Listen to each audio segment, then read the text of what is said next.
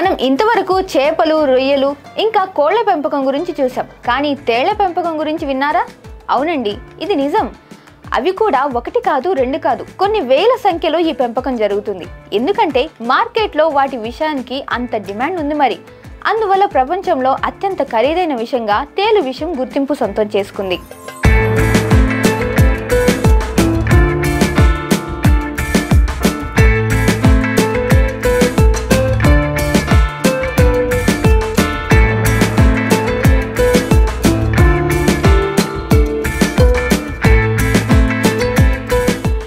తేలు నుండి రోజుకు 2 మిల్లీలీటర్ల విషాన్ని పిండి ఆ తేలుకు ఏ హాని జరగకుండా బయటకు తీసి కొన్ని ప్రత్యేక పద్ధతుల ద్వారా నిల్వ ఉంచుతారు. ఆ నిల్వ చేసిన విషం 1 లీటర్ ధర అక్షరాల 82 కోట్ల వరకు ఉంటుంది. దీంతో అనేక ప్రాంతాల్లో తేళ్ల ఫారాలు వెలిశాయి. కొన్ని ఆసియా దేశాల్లో సాంప్రదాయిక వైద్య విధానాలలో తేలు విషానికి అమిత ప్రాధాన్యం ఉంది.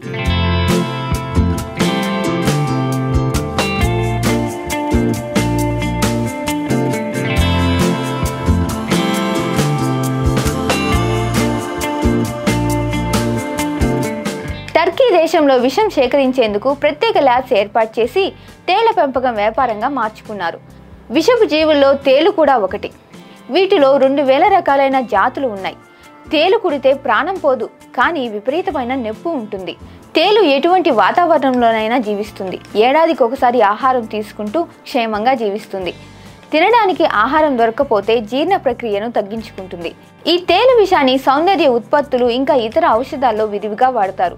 శరీరానికి వచ్చే కొన్ని రకాల వ్యాధులను తరిమి కొట్టే శక్తి తేలు విషానికి ఉంది. ముఖ్యంగా క్యాన్సర్ మందుల తయారీలో దీనికి ప్రాముఖ్యత ఎక్కువ. తేళ్లను టర్కీ దేశంలో ల్యాబ్స్లో పెట్టి మరీ పెంచుతారు. తేళ్ల నుంచి సేకరించిన విషాన్ని పౌడర్గా మార్చి ఫార్మా కంపెనీలకు విక్రయిస్తారు. ఇప్పుడు ఈ న్యూస్ నెట్టింట్లో వైరల్గా మారింది.